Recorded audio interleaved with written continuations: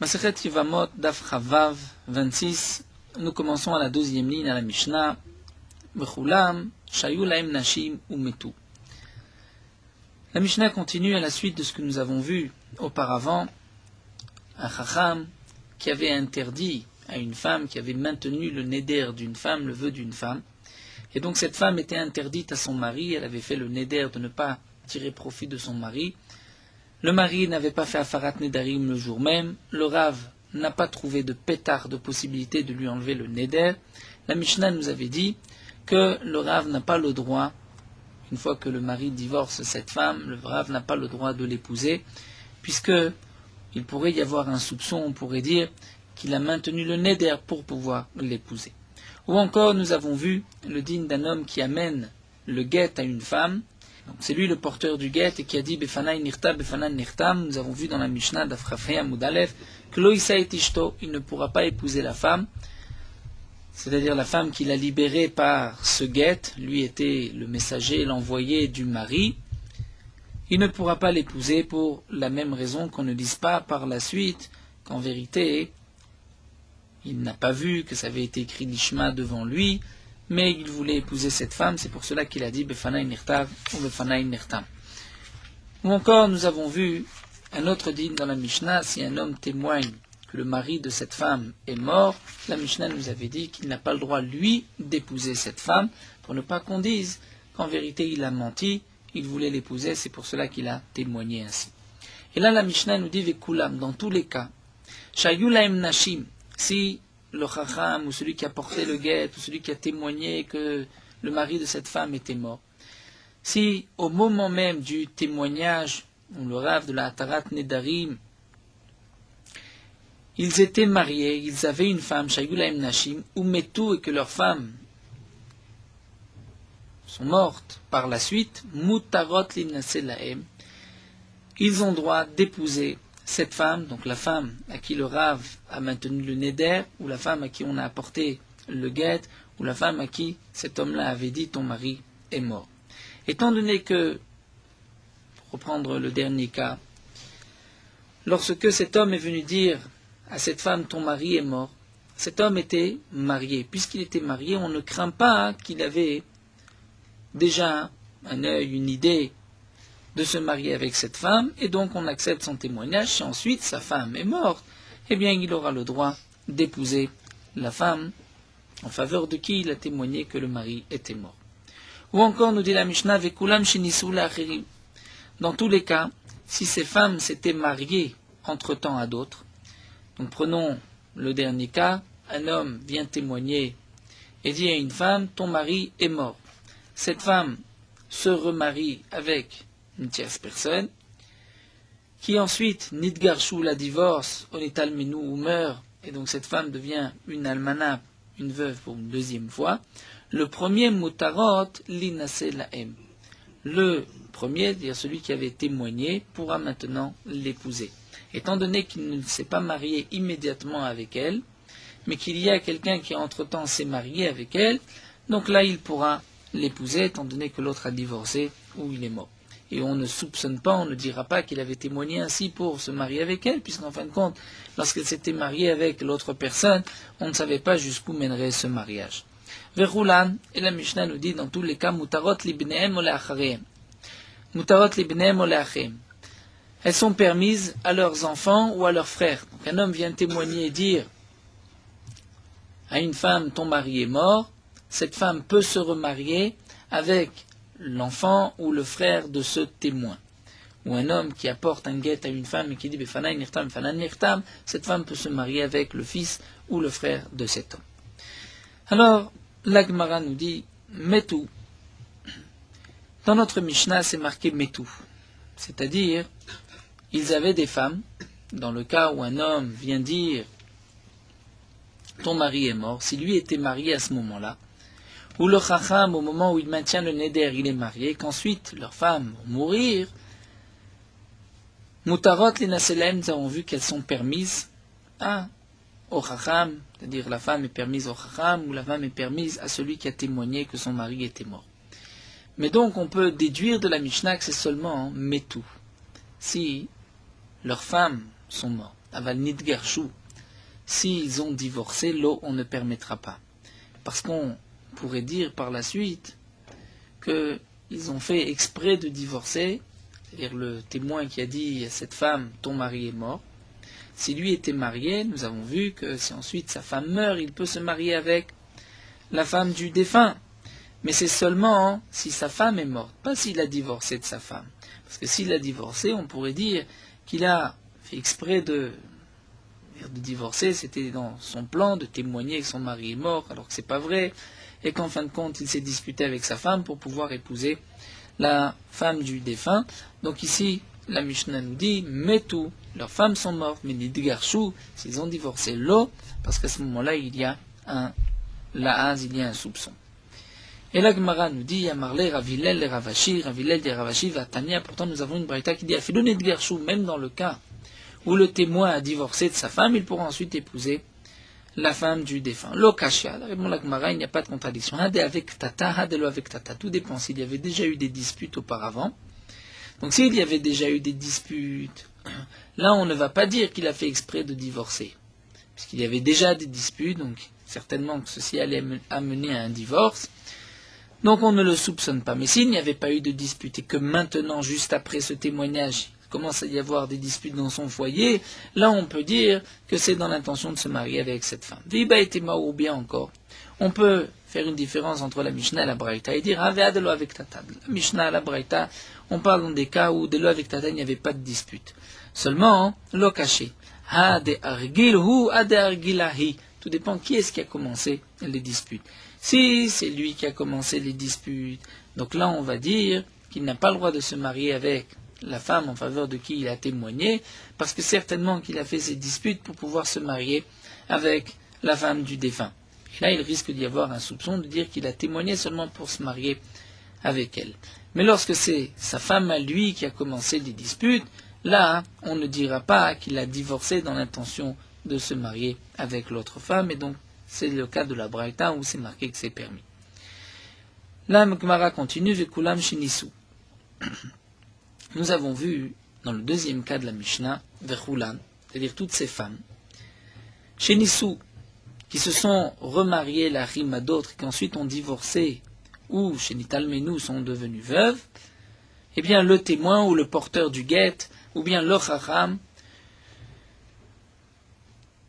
ils pourront se marier avec ces femmes. La Gemara nous dit qu'Asalkadat a compensé mita à mita vigirushin à girushin. C'est-à-dire nous avons plusieurs cas. Le cas où un homme vient témoigner et dire voici le guet de cette femme, et Befanaï Nirtam, il a été écrit devant moi, il a été signé devant moi, l'Ishma. Donc là nous avons vu que lui n'a pas le droit d'épouser cette femme. Mais si cette femme va entre-temps se remarier et qu'ensuite elle va divorcer, donc là il aura le droit de l'épouser. Donc on pensait que le Girushin qui est marqué dans la Mishnah, il a divorcé, c'était dans ce cas-là. Et la Mita qui est marquée, Oshinital Menu, donc la Gemara pensait expliquer ainsi que c'est dans le cas où un homme vient dire à une femme, ton mari est mort. Ensuite, cette femme va se remarier. Nital Mena, c'est-à-dire son deuxième mari, meurt. Et là, la Mishnah vient nous dire que le témoin peut maintenant l'épouser. Mais là, la Gemara demande, même s'il n'y a pas de soupçon dans ce cas-là, mais il y a quand même une autre halakha. Une femme dont son premier mari est mort, le deuxième aussi est mort, a-t-elle le droit de se remarier ou pas? C'est une marloquette. Rébi pense que non. Parce que cette femme a déjà, entre guillemets, enterré deux de ses maris, deux maris. Donc elle a une chazaka d'une femme katlanite. Et si un homme se marie avec elle maintenant, il risque aussi de mourir. Il y a une marloquette entre Rébi et un autre mandéamar qui pense que c'est seulement à partir de 3 fois qu'il y a une chazaka. D'après Rébi, c'est 2 fois. Donc d'après Rébi, demande la Gemara, si on explique chez Nital Menu, dans le cas où un homme vient témoigner, dire ton mari est mort. Cette femme a donc déjà perdu un mari. Elle se remarie avec un autre, ensuite son mari meurt une deuxième fois. On lui permet à cette femme de se marier avec le témoin. D'après Rébi, elle n'a pas le droit de se marier, puisqu'il y a déjà 2 de ses 2 maris qui sont morts. on ne se mariera plus avec elle. Donc la Gemara nous dit, Nima matnitim de Rebi, on n'a qu'à dire que la Mishnah ce n'est pas comme Rebi, de Ike Rebi, parce que si tu dis que c'est comme Rebi, Amavet Rezimna ve Chazaka, d'après Rebi, au bout de 2 fois il y a une Chazaka, une présomption que cette femme-là est katlanite, c'est-à-dire tout celui qui se marie avec elle va mourir, et donc on devrait interdire ce mariage. L'Agma répond l'eau. On peut maintenir notre Mishnah, c'est même d'après Rebi, mais mita girushin vigirushin amita. C'est-à-dire dans la Mishnah, il faudrait expliquer ainsi. Vekulam shenisulachim venidgarshu. Nidgarshu, c'est dans le cas où un homme vient dire à une femme, ton mari est mort, elle se remarie et elle divorce du deuxième mari. Là, la Mishnah nous dit qu'elle pourra épouser le témoin. Ou bien, Nital Menour, c'est-à-dire dans le cas où un homme vient dire voici ton guet befana nirtam, lui ne peut pas l'épouser, mais si elle se marie et qu'ensuite elle perd son mari et devient veuve, là elle pourra épouser celui qui a porté le guet, et donc il n'y a pas de question, ce n'est pas une contradiction avec l'enseignement de Rebi. La Gemara continue, et nous terminons le Perek, Vekulan mutarot libnem lachem, dans tous les cas, elles sont permises aux enfants ou aux frères du Chacham, du témoin ou de celui qui a porté le guet. La Gemara demande Maïshana Ma'adetnan, quelle différence avec cette Mishnah? C'est marqué Anitan Minaïsha, Asur Beima ou Bebita ou Beachota. Si un homme est soupçonné, il y a des rumeurs qu'un homme a fauté avec une femme, eh bien, là, la Mishnah nous dit Asur Beima, il a l'interdiction d'épouser sa mère, Bebita ou la fille de cette femme, ou Beachota ou la sœur de cette femme. Pour quelle raison? Même si cet homme a fauté, il a commis un znout avec une femme, la mère de cette femme, ou la fille ou la sœur n'est pas interdite à cet homme-là, puisqu'il n'y a pas eu de mariage, il y a eu un znout, donc ce n'est pas sa belle-mère, ce n'est pas la fille de sa femme, ce n'est pas la sœur de sa femme, puisque ce n'était pas sa femme. Mais Rashi nous rapporte la Gemara, que nous verrons Bezrat Hashem à la fin de la Masechet. La Gemara nous explique la raison de peur que si cet homme-là se marie avec la mère ou la fille ou la sœur de cette femme, il risque par la suite de fauter avec cette même femme, encore une fois, de faire znout. Pourquoi? Étant donné que s'il est marié avec la mère de cette femme, il est évident que cette femme ira rendre visite à sa mère, ou à sa fille, ou à sa sœur, et le mari de sa mère, de sa fille ou de sa sœur risque encore une fois de fauter avec elle, ou même s'il n'y avait eu qu'un soupçon, mais puisqu'il y a un soupçon, il y a un rchad, donc on craint qu'il risque de fauter avec elle. Et à ce moment-là, s'il faute une deuxième fois avec elle, c'est plus grave que la première fois, puisqu'encore la première fois, c'était une femme qui n'était pas sa proche parente, alors que maintenant, s'il a épousé la mère, ou la sœur, ou la fille de cette femme, donc il a une interdiction de herva de la Torah, s'il épouse la fille, la mère devient donc maintenant sa belle-mère. S'il épouse la mère, la fille deviendra la fille de sa femme, qui est interdite, Isha Ubita, ou elle deviendra la sœur de sa femme. Donc pour ne pas qu'il y ait une deuxième interdiction, plus grave, de karet, c'est pour cela qu'on dit, on interdit à cet homme-là de se marier avec la mère, la fille, ou de la femme, ou la sœur de la femme avec qui il a été soupçonné. Donc si c'est ainsi, demande la Gemara, on soupçonne le témoin qui a dit « ton mari est mort » et on ne lui permet pas de se marier avec cette femme. Mais on permettra au fils de cet homme de se marier avec cette femme, ou au frère de cet homme de se marier avec cette femme. Pourquoi? Si le fils se marie avec cette femme, donc le père risque ensuite de fauter avec la même femme. Pourquoi on ne craint pas une telle chose? La Gemara répond parce que Naché le gabé Naché Shrichan. Une femme, c'est normal qu'elle va rendre visite à sa mère, à sa sœur ou à sa fille. Donc Shrichan de Azla, c'est normal, c'est habituel qu'elles vont se rencontrer, mais Gavré, les gabé Gavré le Shrichan. Mais un homme qui va aller voir un autre homme, c'est-à-dire son fils ou son frère, ce n'est pas habituel, étant donné qu'il y a donc la femme de son fils, la femme de son frère, qui lui interdit. Donc encore une femme peut aller voir une autre femme, mais un homme ne va pas rentrer dans la maison de son fils, puisqu'il y a plus de chashash. Disons que ce n'est pas si habituel, le shriar, si de temps en temps, mais ce n'est pas shriar. Et donc on ne craint pas qu'on en arrive là. Ou bien encore, nous dit l'Agmaï Namé, Nashe de lo asran shechivtana adade lo kapte adade. Un homme qui a été soupçonné avec une femme. On dit qu'il a l'interdiction d'épouser la mère. Pourquoi? Parce que s'il épouse la mère, peut-être que cette femme-là ira rendre visite à la mère et qu'il faudra avec elle. Et sa femme à lui, c'est-à-dire la mère de cette femme, ne va peut-être pas l'en empêcher, ne va pas faire tellement attention. Pourquoi? Parce que même si son mari faute avec sa fille, cette union, cette relation ne va pas l'interdire elle-même à son mari. Donc, elle ne va pas faire autant attention que dans le cas du fils. Et dans le cas de notre Mishnah, lorsqu'un homme témoigne en faveur d'une femme, nous avons vu que lui ne peut pas l'épouser, mais son fils peut l'épouser. Eh bien, le fils fera bien attention que sa femme ne transgresse pas avec son père, parce qu'à ce moment-là, sa femme à lui sera interdite, puisqu'une femme qui a trompé son mari devient interdite au mari. Et donc c'est pour cela que, comme il y a une kpeda, on ne craint pas, il ne risque pas d'y avoir d'interdiction. Le mari, le fils, fera bien attention. Alors demande Agma Yachis ainsi à Viv Namé.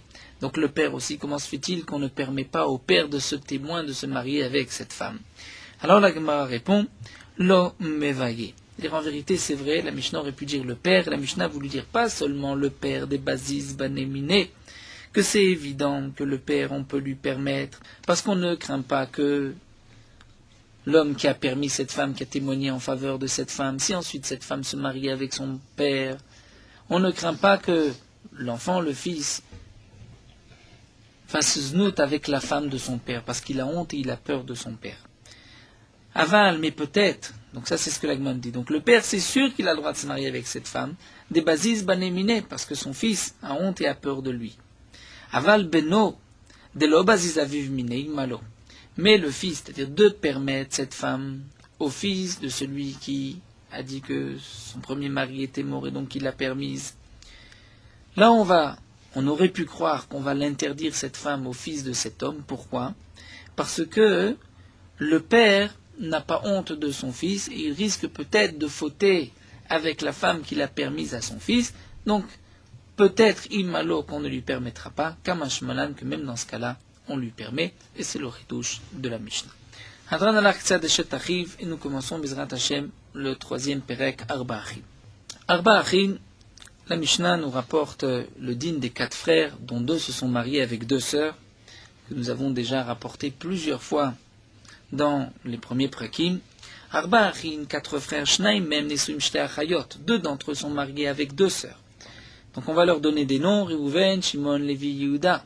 Reuven et Shimon sont mariés à 2 sœurs, Rachel et Léa, ou Metuan et Suimeta Achayot. Et ceux qui sont mariés avec les 2 sœurs sont morts, c'est-à-dire Reuven et Shimon sont morts. Maintenant Rachel et Léa ont une obligation de Yiboum avec Shimon et Lévi. Mais Shimon ne peut pas faire Yiboum avec une des 2, parce que s'il veut prendre la femme de Reuven est la sœur de la femme de Shimon, et la femme de Shimon attend aussi le Yiboum, c'est ce qu'on appelle Achot Zekukato, c'est la sœur de celle qui attend le Yiboum avec lui, donc il faudra faire Khalitza quand même, Velo Mitya Bemot, mais elles ne pourront pas faire Yiboum, puisqu'elles vont s'interdire, ces 2 sœurs, mutuellement, à Lévi et à Yehuda. Vim Kidmove Kansu, et dans le cas où Lévi ou Yehuda n'ont pas écouté les Chachamim, mais ont accompli le Yiboum avec les 2 sœurs, là Yotzi, où ils devront les renvoyer, leur donner un guet. Pourquoi? Comme nous l'avons vu plus haut, l'Agmara avait posé la question, l'Agmara avait répondu, étant donné qu'il y a eu un instant que cette Yébama était interdite à Lévi et l'autre était interdite à Yehuda, cette interdiction ne disparaît pas. Même si, lorsque, par la suite, donc prenons le cas de Lévi qui veut se marier avec Rachel, même si par la suite Yehuda va se marier avec Léa, et donc, la zika, l'obligation de Yiboum de Léa vis-à-vis de Lévi va disparaître. Donc on pourrait dire que maintenant Lévi vis-à-vis de Rachel, ce n'est pas Achot Zekukato, la sœur de celle qui attendait au Yiboum, puisque la zika a disparu lorsque son frère a fait Yiboum. Malgré tout, puisque au début, il y a eu un instant où elle était interdite, elle restera interdite à jamais. C'est ce que la Gemara avait dit. Rabbi Eliezer Omer, Rabbi Eliezer nous dit que Bet Shammai Omri Mikayem. Bet Shammai nous dit que Bediavad, il pourra la garder, et que Bet Hillel disent que Bediavad, ils devront les renvoyer. La Mishnah continue à Ita'achat, même Asura la Echad. Donc il y a toujours 4 frères, 2 sont mariés à 2 sœurs. Une des 2 sœurs est interdite à un des deux frères vivants qui reste, Issour Herva, une interdiction de Herva. Rachel est la belle-mère de Lévi. Eh bien, Assurba ou Mutar Be'achota. Lévi ne pourra pas épouser Rachel, puisque c'est sa belle-mère, donc il n'y a pas de Yiboum. Ou Mutar Be'achota, mais il aura le droit de faire Yiboum avec sa sœur, avec Léa. Pourquoi? Puisque Léa n'est pas la sœur de Zekukato, étant donné que Rachel est la belle-mère de Lévi, elle n'a pas de mitzvah de Yiboum vis-à-vis de Lévi. Mais Ve'acheni, c'est-à-dire vis-à-vis de Yehuda, Asur Bishtem, il a l'interdiction avec les deux, puisque lui, il a une obligation de Yiboum, aussi bien vis-à-vis de la femme de Rouven que de la femme de Shimon, et donc, ça reste Achot Zekukato, elles s'interdisent mutuellement. Isur mitzvah ve'isur kedusha. Si une des deux sœurs est interdite à un des deux frères par Isur mitzvah, c'est-à-dire une interdiction midirabanan, c'est shnet nerabanan, Ve'isur kedusha, ou bien c'est une almana et un des deux frères Lévi ou Yehuda, un des deux est Kohen Gadol, alors dans ce cas-là, choletzet velomitia bemet, elle devra faire chalitza et pas yiboum, puisque comme il n'y a qu'un Isur kedusha, qu'un Isur de lave, ou bien qu'un Isur de rabanan, il faut quand même faire chalitza. Lorsqu'elle est Herva, dire une des deux sœurs, est une interdiction minatora à un des frères, donc là, elle n'a pas vis-à-vis de ce frère de Yiboum, donc ni Khalitsa ni Yiboum. Mais s'il y a juste Isur Mitzvah, Isur Gdusha, il y a quand même Khalitsa. Haïta Achat Mem Asura al Ze Isur Herva, Veshne Asura al Ze Isur Herva. Prenons le cas où Rachel est la belle-mère de Lévi, et Léa est la belle-mère de Yehuda. Eh bien, quel va être le din? Asura leze muteret leze, va asura leze muteret leze. Celle qui est interdite à Yehuda, dire la belle-mère de Yehuda, sera permise à Lévi. La belle-mère de Lévi sera permise à Yehuda, puisque s'il y a Isur Herva, donc Lévi n'a qu'une obligation de Yiboum vis-à-vis que d'une seule femme, et pas de l'autre. De même pour Yehuda, donc il n'y a pas de Achot Zekukato, ce n'est pas la sœur de celle qui a une obligation de Yiboum, et donc chacun pourra accomplir la mitzvah de Yiboum, et c'est ce que nous avons dit, Achota, Ksheiyebimta, Ocholetzet Omitya Bemet, c'est-à-dire sa sœur, lorsqu'elle est la Yevama, elle pourra faire ou bien Khalitsa, ou bien Yiboum. C'est-à-dire lorsqu'il y a deux sœurs, et qu'une des deux sœurs est interdite, Mishum Herva, l'autre qui est la Yevama pourra donc faire ou bien Khalitsa ou Yiboum, puisqu'elle n'est plus Achot Zekukato, étant donné qu'une des deux sœurs est interdite. Dans le cas, une est interdite à Lévi, une c'est la belle-mère de Lévi, donc la sœur de la belle-mère de Lévi n'est pas interdite à Lévi, et elle a une obligation de faire ou Yiboum ou Khalitsa. Et là nous allons revenir au premier cas de la Mishnah.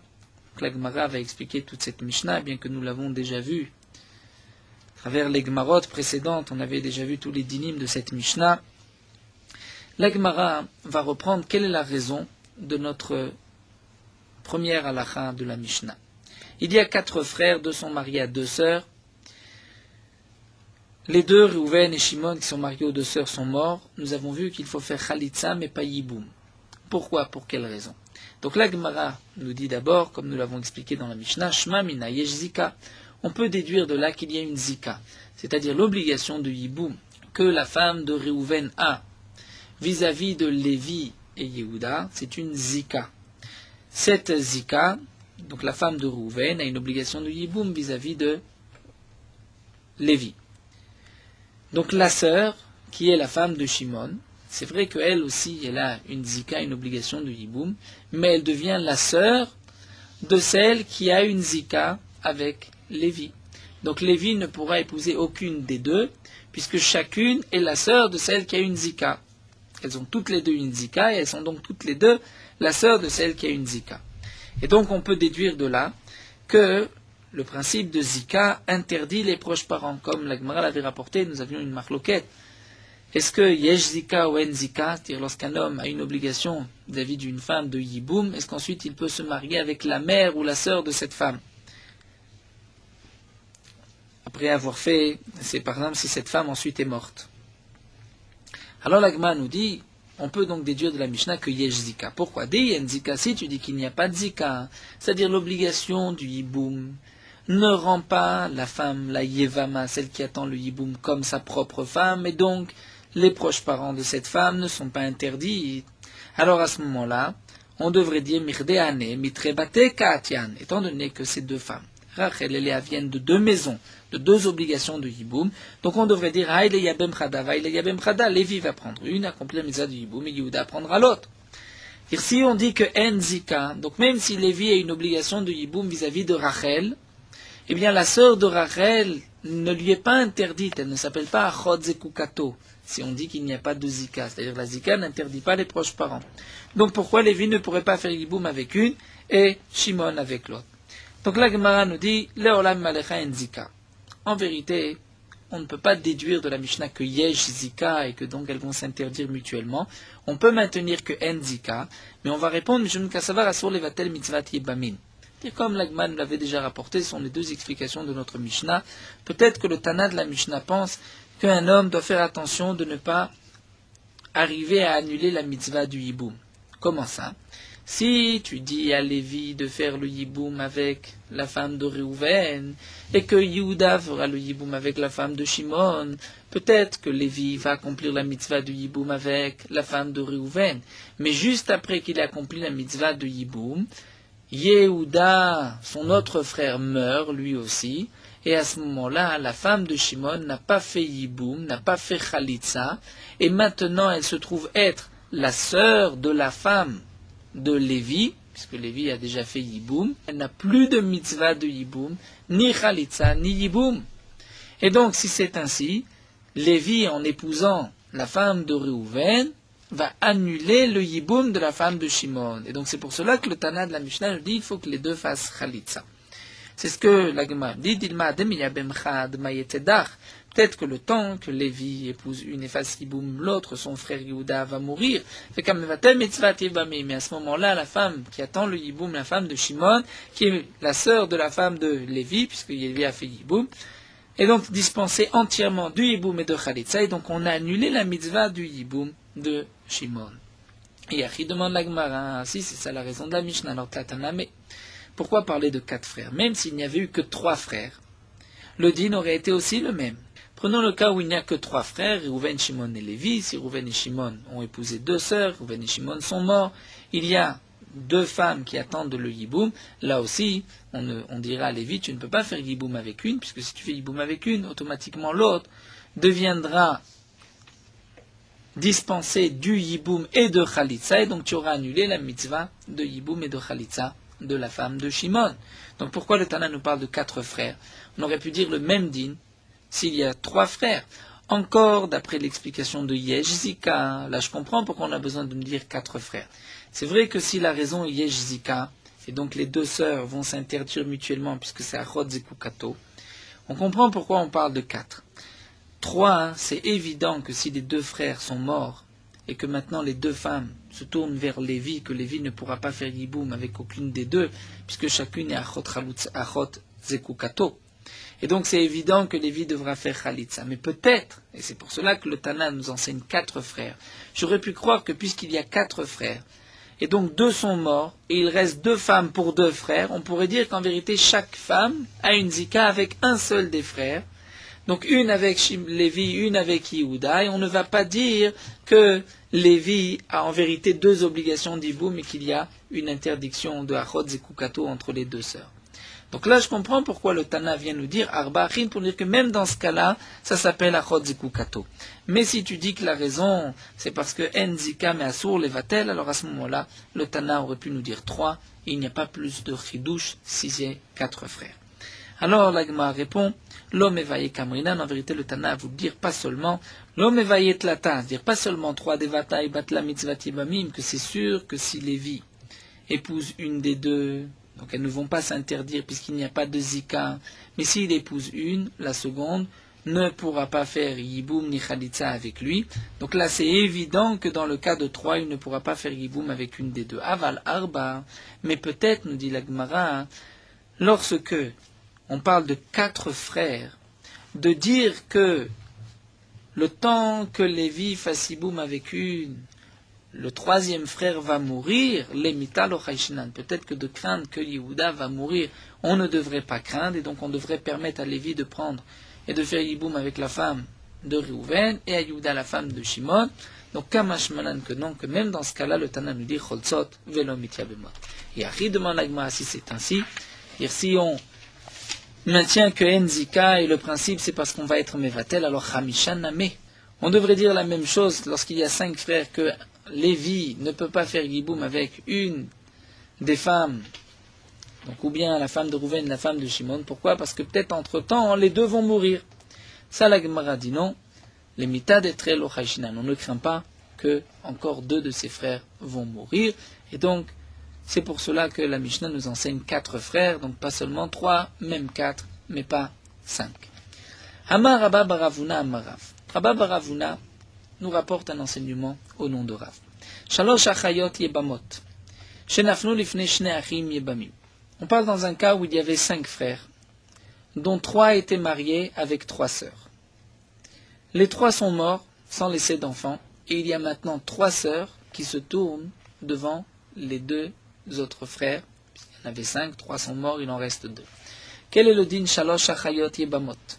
3 sœurs yebamot qui attendent le yiboum, shenaflu lifnei shnei achim yebamim, qui sont tombées et qui se trouvent devant les 2 frères yebamim pour faire le yiboum, les 2 frères de leur mari. Quel va être le din? Rav nous dit Ze choletz le'achat. Il y a 2 frères pour 3 sœurs. Dans le cas de la Mishnah, nous avons vu que 2 frères pour 2 sœurs, ils devront faire chalitza aux 2. Eh bien, Rav nous dit ici Ze choletz le'achat. Un des frères fera chalitza à une, Ve choletz le'achat. L'autre frère fera chalitza à la deuxième. Ve'em tsa'it, et la troisième, dire celle du milieu, la troisième, tzricha chalitza mishnehem. Elle doit faire chalitza des 2 frères. Pourquoi des 2 frères? La Gemara va immédiatement expliquer, c'est vrai qu'on ne comprend pas. Même si elle a besoin de faire chalitza, mais la chalitza d'un seul frère suffit. Une femme qui attend chalitza ou qui attend yiboum et son mari a laissé 4 frères, elle n'a pas besoin de recevoir la chalitza des 4 frères. Même si un seul frère fait chalitza, elle est ensuite permise. Donc pourquoi ici la chalitza doit se faire des 2 frères? Amarle Rava lui dit, puisque tu dis que la troisième, donc la imtsaït, celle de l'intermédiaire, c'est-à-dire la troisième, celle du milieu, la troisième, tzricha chalitza mishnem, tu dis qu'il faut qu'elle ait une chalitza des 2 frères, donc à savarta, tu montres que yesh zika, qu'il y a une zika. C'est-à-dire que lorsque tu me dis qu'il faut une chalitza des 2, je comprends que tu penses qu'il y a une zika.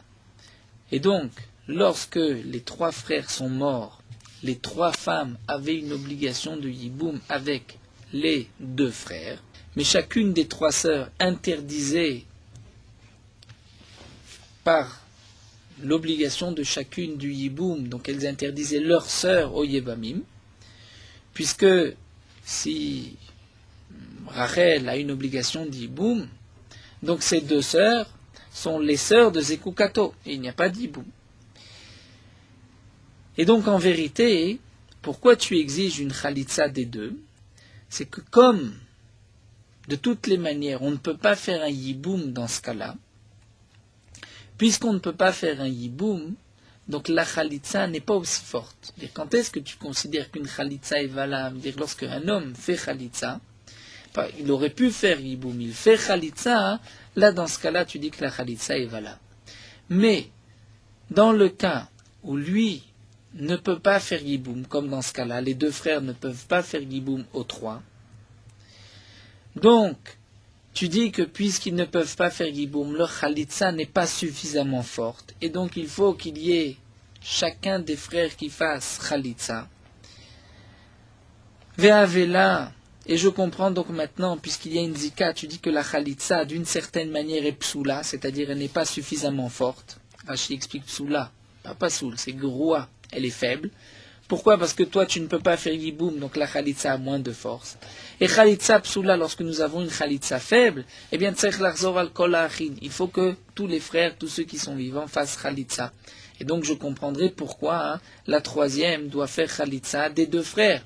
Étant donné qu'aucun des 2 frères ne peuvent épouser cette troisième, donc la chalitza de celui qui ne peut pas faire yiboum est faible.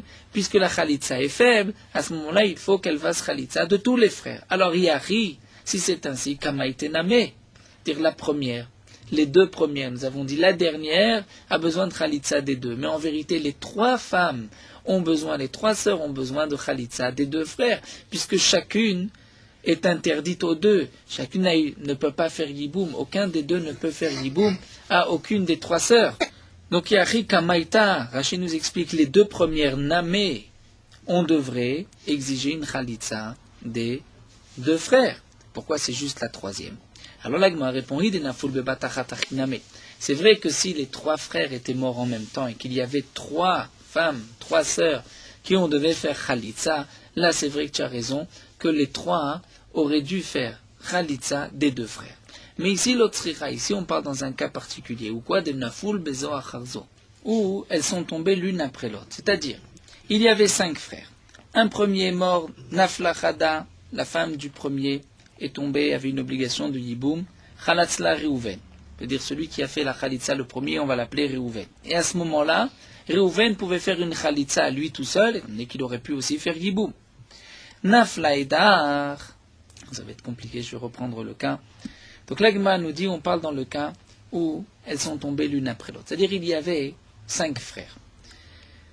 3 frères qui sont morts, et les 2 frères vivants, ici la Gemara les appelle Reuven et Shimon. Donc le premier frère est mort. Lorsque le premier frère est mort, sa femme, une des sœurs, a fait Yiboum avec Reuven. Et ce n'était pas la sœur de la femme de Reuven. Donc Reuven aurait pu faire Yiboum, il a fait Khalitsa. Donc elle a fait Khalitsa avec Reuven. Reuven aurait pu faire Yiboum, il a fait Khalitsa, donc la Khalitsa est valable. C'est une Khalitsa entière. Puisqu'il pouvait faire Yiboum, il fait Khalitsa. Ensuite, lorsque le deuxième frère est mort, sa femme attendait le Yiboum. Elle ne pouvait pas faire le Yiboum ni Khalitsa avec Reuven, puisque Reuven c'était Achot Chalutzato, il avait déjà fait Khalitsa. Donc elle a été chez Shimon. Et à ce moment-là, Shimon, lui, pouvait faire Yiboum avec elle, mais il a préféré faire Khalitsa. Donc lorsqu'ensuite le troisième frère est mort, et que la troisième sœur est tombée maintenant devant Reuven et Shimon, elle était vis-à-vis de Reuven Achot Chalutzato, la sœur de celle à qui Reuven avait fait Khalitsa, et aussi vis-à-vis de Shimon, elle était Achot Chalutzato. Et donc là, la Gemara nous dit, puisque lorsque la dernière, Nafla Edach, Khalatzlahai, lorsqu'ensuite la dernière est tombée, c'était la troisième sœur, Khalatzlahai mafkazikato, Khalatzlahai mafkazikato. Lorsque l'un va faire, Reuven va faire Khalitsa, il enlève sa zika, et lorsque Shimon fait Khalitsa, il enlève sa propre zika. Et là, une Khalitsa ne suffit pas, étant donné que Reuven ne pouvait pas lui l'épouser, ou Shimon ne pouvait pas l'épouser, ne pouvait pas faire Yiboum. Donc là, il faut une Khalitsa des deux. Pourtant, demande l'Agma va Amara Venzika. Ça voudrait dire, d'après ce que nous venons de voir, que d'après Rav, il faut que, aussi bien, Reuven et Shimon fassent Khalitsa. Donc on a expliqué que c'est qu'il y a une Zika. Mais pourtant, Rav a dit que en Zika plus haut. L'Agma répond, c'est vrai, mais les divrei Omer yesh Zika kama. Ici, ce que Rav a dit, que la troisième devra faire Khalitsa des deux, c'est d'après le man de Amar que yesh Zika. Veshmuel Amar, echad choletz lekulan. Shmuel, lui, n'est pas d'accord avec Rav et pense que echad, un seul, choletz lekulan, fera Khalitsa à toutes ces 3 sœurs. Donc on comprend dans la Gemara, d'après les noms que la Gemara donne, Reuven et Shimon sont les 2 frères restants. Donc ou Reuven ou Shimon, l'un des deux devra faire Khalitsa à toutes les 3. Et la Gemara va expliquer. La Gemara demande d'abord Mirte Shaminan le Shmuel, puisque nous avons entendu, nous savons que Shmuel pense de Amar Khalitsa Me'alia Bainan. D'après Shmuel, il faut une Khalitsa Me'alia, une bonne Khalitsa. C'est-à-dire, lorsque tu peux faire Yiboum, si tu fais Khalitsa, la Khalitsa est valable pour les autres. Mais, si tu fais une Khalitsa alors que tu ne pouvais pas faire Yiboum, la Khalitsa est plus faible. Dans le cas, comme nous allons le voir, lorsqu'un homme meurt et laisse 2 femmes, il y a une obligation de Yiboum vis-à-vis des 2 femmes, mais on ne l'applique qu'à une seule. Donc si on fait Yiboum à une des femmes, la seconde est dispensée, Khalitsa à une des femmes, la seconde est dispensée de Khalitsa et de Yiboum. Eh bien on voit d'après Shmuel que par exemple dans le cas d'Amar Shmuel Khalatz la Chayot lo nifteru tsarot, on voit d'après Shmuel que si la Khalitsa était faite à une femme une des deux femmes, par exemple, à celle à qui on ne peut pas faire yiboum, la khalitsa n'est pas suffisamment forte pour dispenser la rivale.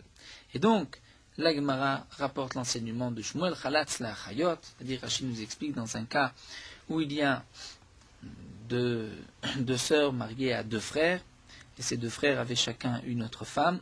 Donc nous avons Réhouven et Shimon, mariés à Rachel et Léa. Réhouven avait Léa, mais il avait aussi une autre femme. Shimon est marié à Rachel, mais il avait aussi une autre femme. Lorsqu'ensuite Réhouven et Shimon meurent, et que les quatre femmes tombent devant Lévi, si Lévi fait Khalitsa aux deux sœurs, donc Lévi ne peut pas épouser les deux sœurs, puisqu'elles sont chacune Achot Zekukato, ni les rivales non plus, comme nous verrons par la suite dans la Gemara.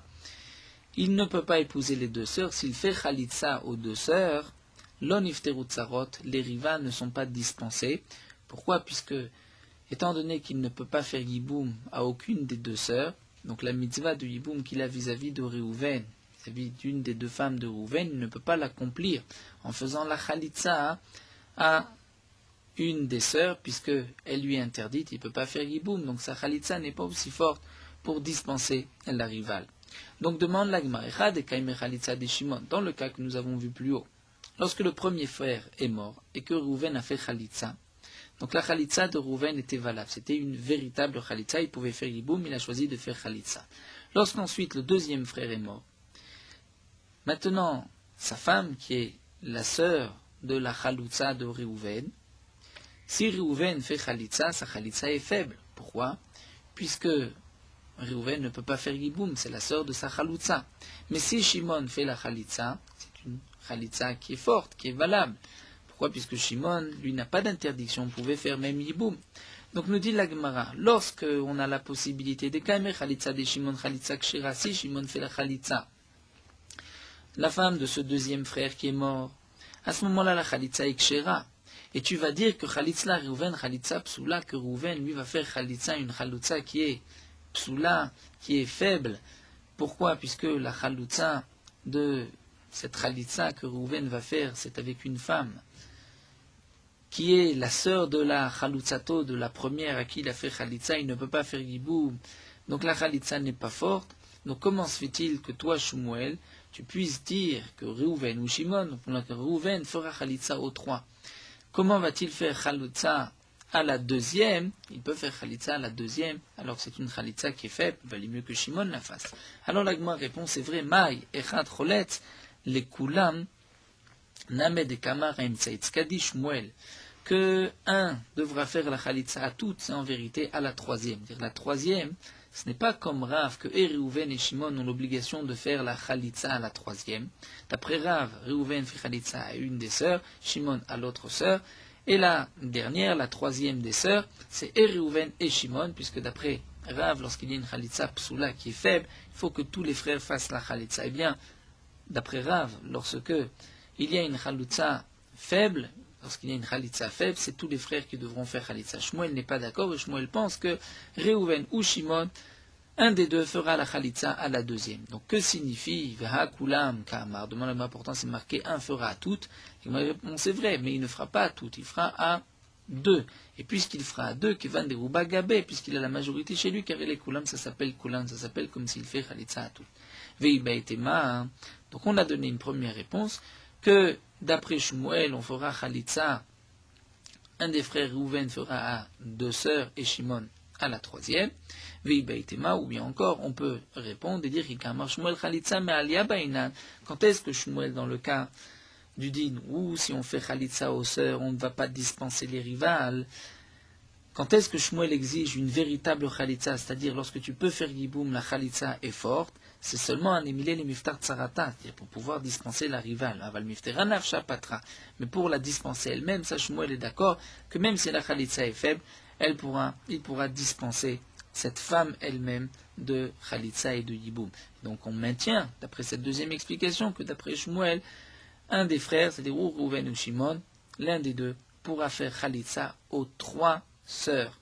Même si la deuxième donc est interdite, ou les sœurs s'interdisent mutuellement puisqu'elles sont à Chod, Zeko, Kato, et que la Khalitsa est faible puisqu'il ne peut pas faire Yiboum, malgré tout, pour que ces 3 sœurs soient permises à l'extérieur, qu'elles puissent se marier avec qui bon leur semble, c'est suffisant d'après Shmuel. On va s'arrêter ici.